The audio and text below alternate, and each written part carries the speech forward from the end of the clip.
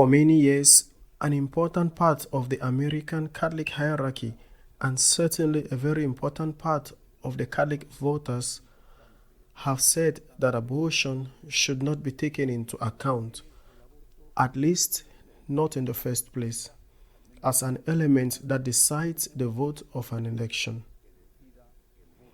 This has been their thesis. It is said to have been promulgated, enunciated for the first time by the late Cardinal Bernardin, who was the Archbishop of Chicago.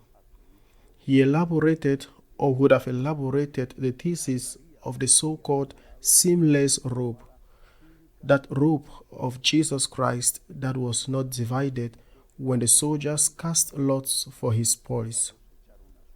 According to this theory, the theory of the seamless tunic, the vote would not be decided on the basis of a single thing, but it was necessary to see the whole.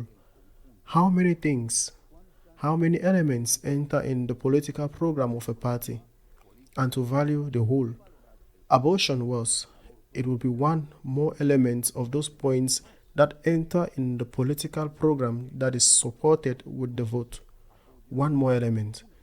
The same as it would be one more element, for example, the policies of life or the policies of the family, the support to all the pro-LGBT thesis.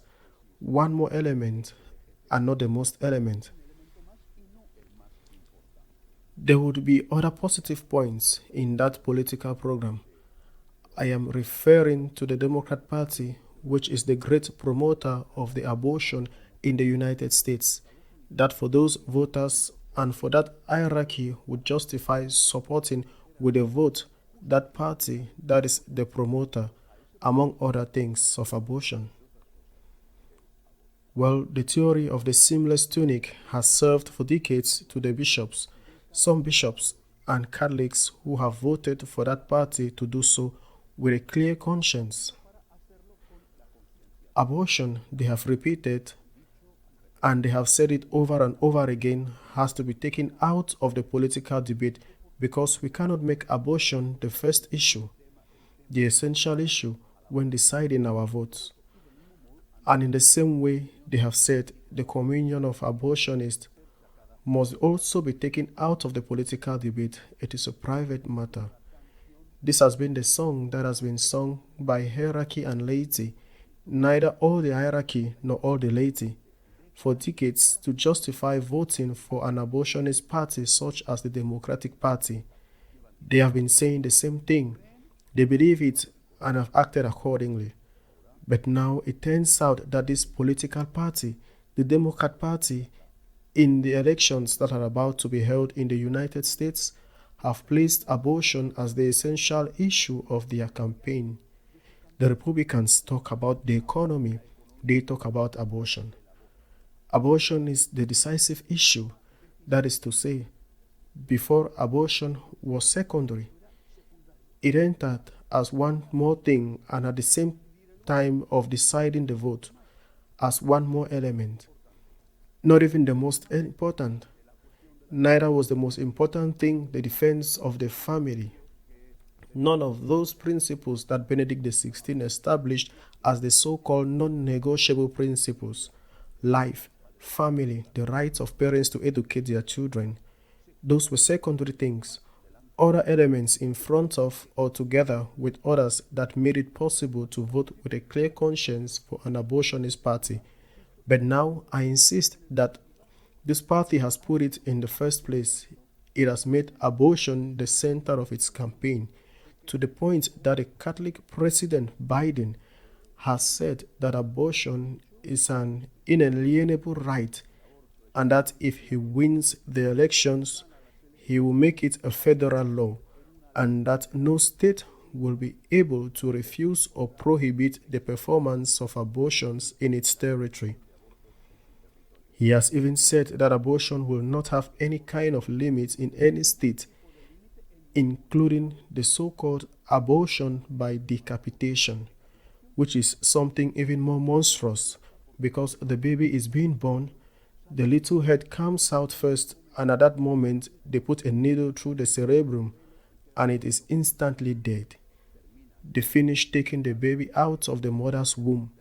The delivery is over, and they generally or frequently hand it over to the multinationals that have participated in this abortion, so that in many cases at least they can cut it up for the sale of organs or use it for experimentation, the abortion business. There is no doubt that Biden's decision has been enthusiastically welcomed, especially by those who make that business. I am referring, among others, to the pro-abortion multinational Planned Parenthood. A president who calls himself a Catholic, who boasts of being a Catholic, who receives communion, a president who says that abortion is the essence of his program, moreover, goes so far as to say that abortion must be chosen because democracy must be saved, and that it is democracy that is at risk because abortion can be suppressed, can be at least partially banned. Democracy for this party and for its president, democracy is essentially linked to the right to abortion. Abortion is a right that cannot have any kind of limit, any kind of restriction.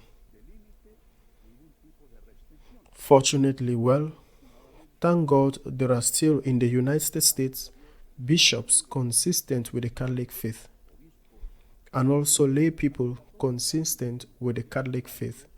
Fortunately, because, for example, Monsignor Chaput, who has been until recently, Archbishop of Philadelphia, has not hesitated to say that Biden is an apostate.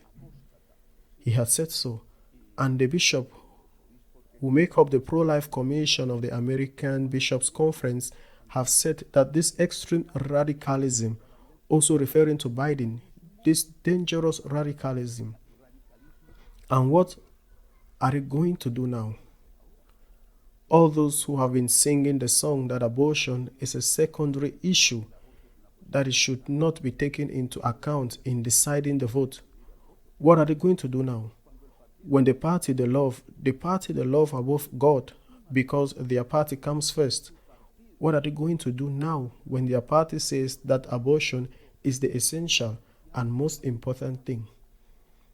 If it is true that it is the essential and most important thing, it will have to be taken into account as essential and the most important thing when deciding the vote. They will have to be consistent. I imagine that they will have a great consternation after saying for years that it is a secondary thing, to see that the party they adore has made abortion the most important thing. And what are they going to do now? Will they say that it is not the most important thing and that it should not influence their vote when the party they vote for and for which they claim to vote, when the party has said that yes, it is the most important thing? I imagine they will be backed into a corner, not knowing what to say in the face of this change of the Democratic Party. Possibly, I am sure, the most radical will continue to vote for the Democratic Party because they do not really care about the abortion issue and the issue of the family rights. They do not really care. Because first it is their party, and then comes God and all other things, if God even comes after that. But I am also sure that there are others who are not so radical, who are not so extremist, and who will realize that abortion is not just one more element along with others, immigration, ecology, but that abortion comes first. The Democrat Party is right, because the first thing is the right to life. Then comes all the other rights, but the first thing is the right to life. The President Biden is right when he says that democracy is at stake. He is right because a democracy that is based on the right to kill an innocent and unborn child who is not guilty of anything, a democracy that is based on that is not a true democracy. St. John Paul II said it, Benedict XVI said it, and on many occasions Pope Francis has also said it. A democracy based on the right to kill the innocent is a dead democracy. It is a false democracy. So it is true indeed, abortion has to occupy the first place in the political debate as a Democrat. And indeed, the one who votes for abortion, contrary to what the American Democrat Party says in this case, the one who votes for abortion is the one who is endangering democracy. Democracy is at stake, certainly, and democracy will be saved only if those rights that cannot be at the mercy of political interest are defended, and the first of these rights is the right to life. I pray for the United States. The elections in the United States are decisive for the rest of humanity. It is not only a local issue, it is not a national issue. The United States devotes many millions to promote abortion in the rest of the world. It even influences in a decisive way the policies that the United Nations is trying to implement. I pray that the right to life triumphs in the United States, so that Catholics do not collaborate with the apostasy of denying the primacy of the life of the innocent above any other interest. I pray for the United States, and I ask American Catholics to obey the Church, to obey our Lord Jesus Christ, to obey the God of life, and not to collaborate with their vote with the enemy of the God of life, which is the devil, who only seeks the death of the innocent and of humanity. See you next week, God willing.